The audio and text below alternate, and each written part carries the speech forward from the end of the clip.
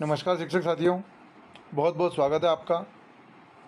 बात कर रहे हैं नेशनल मीन्स कम मेरिट छात्रवृत्ति की। कक्षा 8वीं में अध्ययनरत बच्चों के लिए मीन्स कम मेरिट छात्रवृत्ति की एक एग्ज़ाम आयोजित होती है, जिसमें उत्तीर्ण करने वाले बच्चों को जब तक वह पढ़ाई करता है 1,000 रुपये मासिक छात्रवृत्ति नेशनल स्कॉलरशिप पोर्टल के माध्यम से देय होती है। तो किस प्रकार से कौन कौन बच्चे इसमें आवेदन कर सकते हैं, संस्था प्रभारी विद्यार्थियों का पंजीयन किस प्रकार करेंगे, आवेदन किस प्रकार करेंगे, फ़ोटो किस प्रकार अपलोड करेंगे और तमाम तरह की समस्याएं और तमाम तरह की सावधानियों के बारे में यहाँ पर विस्तृत चर्चा करने वाले हैं। तो चलिए चलते हैं गूगल क्रोम की तरफ। अपने टैबलेट में, कंप्यूटर में, मोबाइल में गूगल क्रोम में लिखेंगे RSK MP की जो ऑफिशियल साइट है उस पर क्लिक करेंगे तो इस प्रकार का इंटरफेस खुल के हमारे सामने आएगा, जिसमें लिखा हुआ है user ID, password, show password, government और कैप्चा और लॉगिन। तो बहुत आसान है। हमारी यूनिक ID जो है, जिसको AQ नंबर बोलते हैं, यूनिक ID यहाँ पर सबमिट करेंगे। पासवर्ड में हमारा डेट ऑफ बर्थ डालेंगे और कैप्चा डालकर इसे लॉगिन कर देंगे। बहुत आसान सी प्रक्रिया है, हम सब करते आए हैं। यहाँ से हम एक पूरी प्रक्रिया करते हैं। लॉगिन करने पर इस प्रकार का इंटरफेस हमारे सामने ओपन होकर आएगा, जिसमें लेफ़्ट साइड में हेलो, आपका नाम और माध्यमिक शिक्षक, इसके अलावा आपको बहुत सारे ऑप्शन इसमें नज़र आ रहे हैं। निपुण training, item bank, NMMS national means cum merit scholarship. यहाँ पर हम क्लिक करेंगे तो यहाँ पर आ रहा है रजिस्ट्रेशन, ओल्ड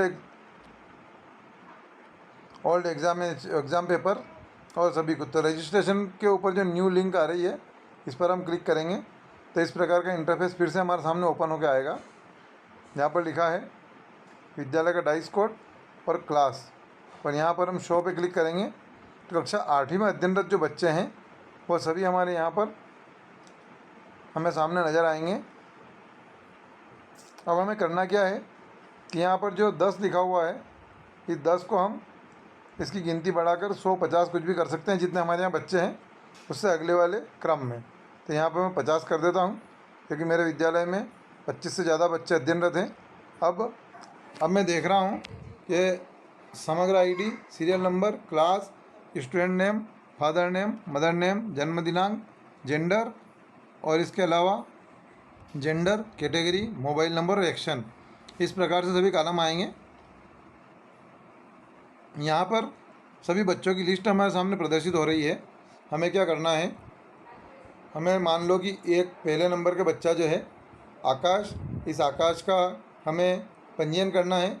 तो सबसे आखिरी में जाएंगे एक्शन में, और एक्शन पे जो राइट का निशान बना हुआ है यहाँ पर क्लिक करेंगे तो इस प्रकार से हमारे सामने आकाश की पूरी प्रोफाइल खुलकर आएगी कि आकाश का विद्यालय कौन सा है, उसकी समग्र ID क्या है, कौन से विद्यालय में है। अब यहाँ पर आकाश का नाम जो है, यहाँ पर ये विशेष ध्यान रखने की बात है कि नाम तो आकाश है, लेकिन आकाश की स्पेलिंग आधार कार्ड में क्या लिखी हुई है वह स्पेलिंग यहाँ पर लिखेंगे।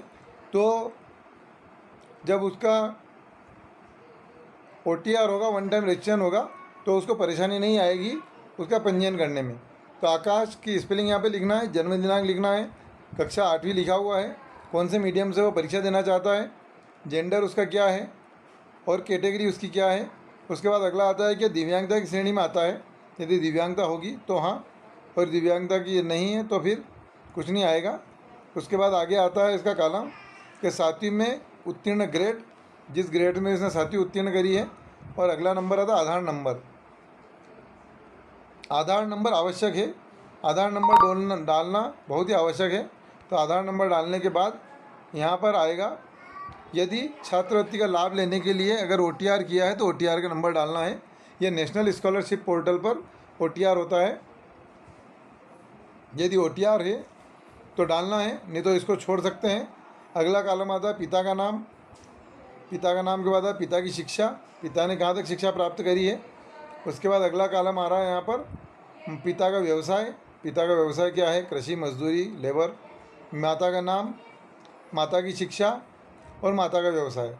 उसके बाद आगे चलेंगे तो पालक के मोबाइल नंबर यदि पालक का नंबर हो तो, और अभिभावक की वार्षिक आय रुपयों में। यह वार्षिक आय जो है यह स्व घोषणा पत्र के आधार पर हम लिख सकते हैं। पालक जो घोषणा पत्र देता है कि मेरी समस्त स्रोतों से कुल पारिवारिक आय इतनी है, तो वह अभिभावक की पारिवारिक आय यहाँ पर रुपयों में लिख देंगे। उसके बाद अगला कॉलम आता है पता। तो पता उसका लिखना है जो आधार कार्ड में लिखा हुआ है। यहाँ पर चाहे हम तो विद्यालय का पता भी लिख सकते हैं। आगे कॉलम आता है हस्ताक्षर के साथ पासपोर्ट साइज़ का फ़ोटो अपलोड करना है, जिसकी साइज़ 3 MB होना चाहिए, 3 MB से अधिक नहीं होना चाहिए। यदि फ़ोटो सही नहीं दिख रही है तो पुनः अपलोड करें और यहाँ पर फ़ोटो का सैंपल देखने के लिए क्लिक करें। तो साथियों, इस प्रकार से कलर फोटोग्राफ चिपकाना है, जिसमें बच्चे का नाम और फ़ोटो खींचने की तारीख दोनों होना चाहिए। इस प्रकार का एक कलर फोटोग्राफ यहाँ पर हमें चिपकाना है। अब फोटोग्राफ जरूरी नहीं कि इसका प्रिंट निकाल के इसके ऊपर चिपकाएं। हमें कागज़ लेकर कागज़ के ऊपर उसका पासपोर्ट साइज फ़ोटो चिपकाएंगे। फ़ोटो में उसका नाम और उसको फ़ोटो खींचने की तारीख दोनों होना चाहिए। फ़ोटो खींचने की तारीख जो है वो 6 महीने से पुराना फ़ोटो नहीं होना चाहिए। और नीचे उसके एक कॉलम बनाकर सिग्नेचर का कॉलम लेंगे और बच्चे के साइन वहाँ पर करवा लेंगे। इस तरह का ये सिंपल ये फॉर्मेट है। इस फॉर्मेट को लेने के बाद अपलोड करेंगे यहाँ पर इमेज साइज, चूज़ फाइल करके फ़ोटो की साइज़ इमेज की इक्वल 3 MB से अधिक का नहीं होना चाहिए। यदि अधिक का है तो रीसाइज करके, हमने पिछले वीडियो में बताया था आपको कि फ़ोटो रीसाइज कैसे करना है, तो ये करके यहाँ से हम फ़ोटो अपलोड कर देंगे। अब आगे आ रहा है verify and nominate for NMMS written exam. यहाँ पर इसको अपडेट कर देंगे। जैसे अपडेट करेंगे तो कन्फर्मेशन मैसेज आएगा कि आपकी जानकारी सफलतापूर्वक दर्ज की जा चुकी है। इस प्रकार से हम विद्यालय में अध्ययनरत लगभग सभी बच्चों का इसमें पंजीयन कर सकते हैं।